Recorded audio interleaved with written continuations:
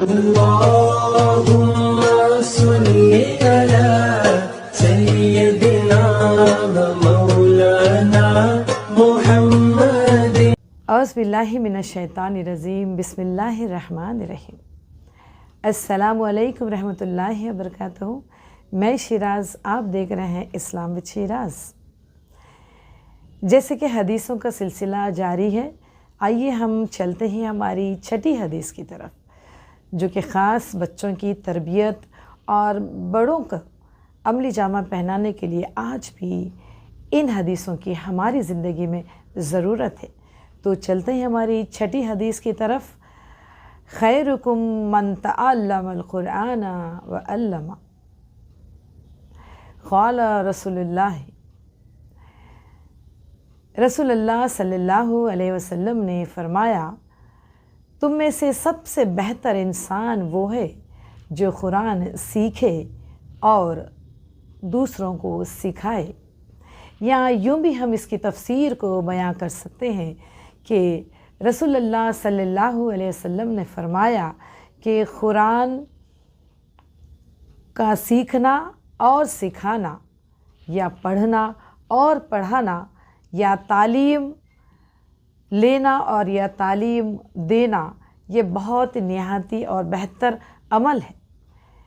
جہاں پر ہم کلمہ شہادت کا اقرار کرتے ہیں تو وہیں پر اللہ تعالیٰ کی قرآن پر ایمان لانے کا تقاضا بھی ہم اسی میں رکھتے ہیں.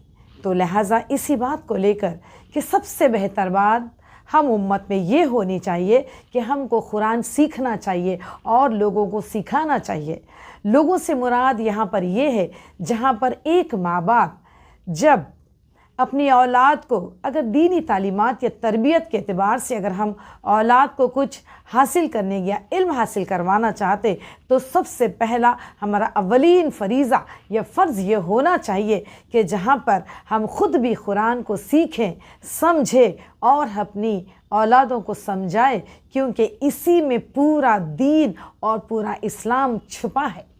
آج اتنی عمر گزر گئی لیکن مجھے افسوس ہوتا ہے کہ ہمارے بزرگان دین ہو یا ہمارے اپنے خاندانی افراد ہو، یہاں تک کہ ہمارے والدین یہ نہیں سکھائے کہ قرآن کو سیکھنے کی ضرورت ہے زندگی میں اور اسی کو عمل کر کر زندگی گزارنا چاہیے، کیونکہ تمام زندگی کے مسائل اور شریعت کے اعتبار سے زندگی گزارنا قرآن اور حدیث کی روشنی میں وہ سارے تعلیمات ہیں. لیکن آج اللہ تعالیٰ کا شکر ہے کہ اللہ تعالیٰ نے ہمیں ایسی سوچ عطا کی ہے یا ہدایت کے راستے پہ انشاءاللہ تعالیٰ اللہ تعالیٰ ہمیں لے چل رہے ہیں، جہاں پر رسول اللہ کا فرمان بھی ہے کہ پیارے نبی کا فرمان چاہے وہ ایک کیوں نہ ہو، چاہے وہ ایک بات ہی کیوں نہ ہو، وہ اوروں تک یا دوسروں تک یا تمام امت تک پہنچائے. یہ فرمان رسول ہے. تو ہم کیسے بھول جائیں کہ ہم نبی کی امت ہے، اور ہمیں کیسے بھول جائیں کہ نبی صلی اللہ علیہ وسلم کا فرمان اور فرمان باری تعالیٰ کو ہم اوروں تک پہنچانا یا اس پر عمل کرتے ہوئے لوگوں کو تاکید کرنا اور اللہ تعالیٰ کی طرف یا رسول اللہ کی سنتوں کی طرف دعوت حق ادا کرنا، یہ ہمارا اولین فریضہ بھی ہے.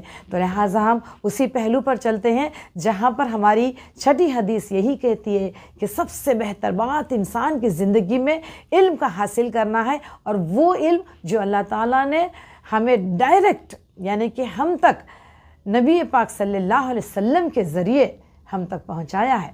تو لہٰذا آج تک یا ابھی بھی ہمیں یہ موقع دیا جا رہا ہے.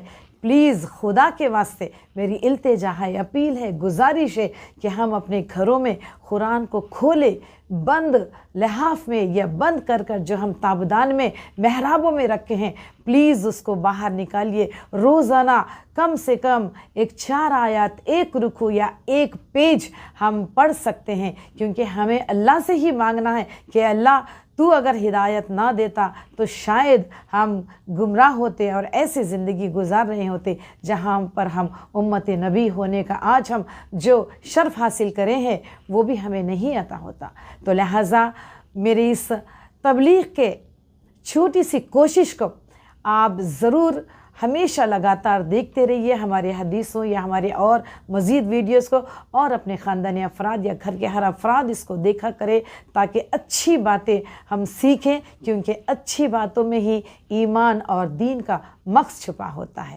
السلام علیکم، دیکھتے رہیے اسلام وتھ شیراز۔